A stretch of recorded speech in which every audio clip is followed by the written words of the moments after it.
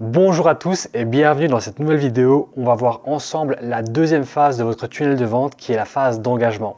Donc on va voir ensemble qu'est-ce que cette phase d'engagement, comment la provoquer et surtout qu'est-ce qu'on va faire de toutes les données qu'on va récolter durant cette partie. Alors l'engagement, qu'est-ce que c'est? C'est le moment où une personne qui va voir votre contenu va interagir avec. Alors qu'est-ce qu'on entend par une interaction? Ça peut être un like, un abonnement à une chaîne YouTube, ça peut être un partage, ça peut être un commentaire, ça peut être un lien cliqué dans le post que vous avez fait, ça peut être aussi une durée de visionnage de vidéo que vous avez fait qui est supérieure à 50% ou à 75%. Ça peut vraiment être toute interaction possible avec votre contenu. Donc cet engagement que vous avez réussi à provoquer s'il y a une interaction avec votre contenu, ça c'est le signe que vous avez réussi à provoquer chez l'utilisateur un intérêt, une émotion, quelque chose qui a fait qu'il a eu envie d'interagir avec ce contenu. Donc c'est ça qu'on va rechercher durant la première phase du tunnel. Et si tout se passe bien, on va arriver donc dans cette seconde phase qui est le moment où il va interagir avec le contenu. Et c'est donc à ce moment-là que va commencer vraiment la relation entre vous et vos futurs clients. C'est au moment où il y a cette interaction qui va se produire. Alors cet engagement justement, comment est-ce qu'on va chercher à le provoquer?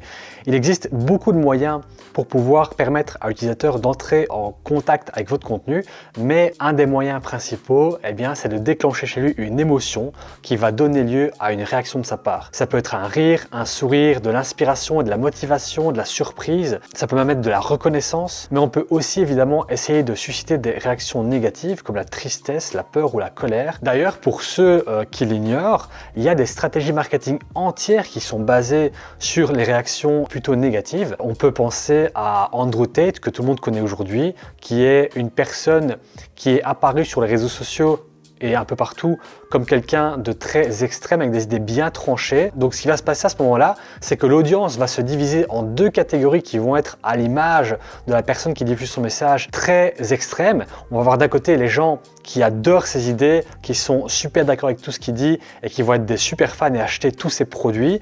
Et on va voir de l'autre côté les gens qui le détestent parce qu'ils sont vraiment pas d'accord avec ses valeurs. Mais dans les deux cas, l'avantage de ce genre de stratégie, c'est que les gens qui l'adorent vont dépenser de l'argent chez lui et les gens qui le détestent vont parler de lui. Ils vont pas se gêner pour exprimer leur avis sur ce qu'ils pensent de lui. Et ce qui va se passer, c'est que ça va lui donner une plus grande couverture médiatique et donc il va devenir encore plus populaire. Alors pour revenir dans les stratégies qui sont un peu plus traditionnelles, ce qu'on peut faire pour susciter l'engagement de l'audience, c'est d'utiliser la stratégie du lead magnet. Alors qu'est-ce que c'est un lead magnet? Traduit littéralement en français, ça veut dire aimant à piste. Donc des pistes sont des leads, donc des potentiels clients. Et ce qui va se passer à ce moment-là, c'est qu'on va proposer à l'audience de lui apporter de la valeur. Donc ça peut être, encore une fois, un livre PDF qu'on va leur offrir, une vidéo sur comment résoudre un problème qu'ils ont en ce moment. Et ça, on va leur donner en échange, par exemple, de leurs informations de contact ou peut-être d'un commentaire dans une vidéo. Il y a tout un tas de choses qu'on peut imaginer pour chercher à déclencher un certain type d'engagement en échange de quelque chose. Par exemple, sur YouTube, quelqu'un qui va chercher à développer son audience, qu'est-ce qu'il va faire? Il va essayer, comme je le fais maintenant, d'essayer de faire des vidéos les plus complètes possibles pour apporter de la valeur à son audience et en échange, il va demander à l'audience de s'abonner. Par contre, une personne qui a déjà une grosse audience, il va pas forcément proposer aux gens de s'abonner, il va plutôt leur proposer de cliquer sur un lien qui est dans la description pour les emmener vers une page de vente ou une ressource à télécharger, encore une fois en échange de l'adresse email. Donc pour continuer l'exemple que j'avais donné dans la précédente vidéo qui était la vidéo sur la phase numéro 1 de votre tunnel, donc la phase de notoriété, d'ailleurs si vous ne l'avez pas vu, le lien est dans la description. Admettons que vous ayez toujours votre entreprise qui propose des services de taillage de haies et de jardinage, vous pourriez avoir un post Facebook qui va proposer aux gens de cliquer sur le lien de ce post, les emmener vers une page où ils pourront échanger leur adresse email contre un petit guide que vous aurez réalisé vous-même sur par exemple quels sont les outils à acheter pour tailler les haies vous-même en respectant un certain budget. Alors le scénario numéro 1, c'est qu'ils vont récupérer justement ce guide en échange de leur adresse email. Ils vont le lire, ils vont aller acheter le matériel et ils vont tailler leurs haies eux-mêmes. Donc dans ce cas-là, ce qui va se passer, c'est que vous aurez récupéré leur adresse email, donc ça veut dire que vous pourrez plus tard les recibler avec d'autres genres de communication ou d'autres services que vous proposez qui sont complémentaires. Eux, de leur côté, ils vont être très contents parce que grâce à vos conseils, ils pourront tailler leurs haies. Et là, ils vont pas hésiter de un à se souvenir de vous quand ils auront besoin de quelqu'un de compétent pour faire quelque chose qu'ils ne savent pas faire. Et ils vont peut-être même partager leur expérience sur les réseaux sociaux. Le scénario numéro 2, c'est qu'ils vont peut-être donc télécharger le guide, ils vont le lire et ils vont se dire non, finalement, j'ai pas envie de faire ça moi-même, donc je vais demander à quelqu'un de le faire. Et à qui est-ce qu'ils vont demander? Il y a des chances que ce soit à vous. Dans le pire des cas, vous leur aurez apporté de la valeur via ce document que vous leur avez donné. Vous aurez récupéré des informations de contact qui vous permettront peut-être plus tard de les recibler avec une autre publicité et surtout, eh bien, vous leur laisserez un bon souvenir. Alors maintenant, qu'est-ce qu'on va faire avec toutes les données que vous avez récoltées?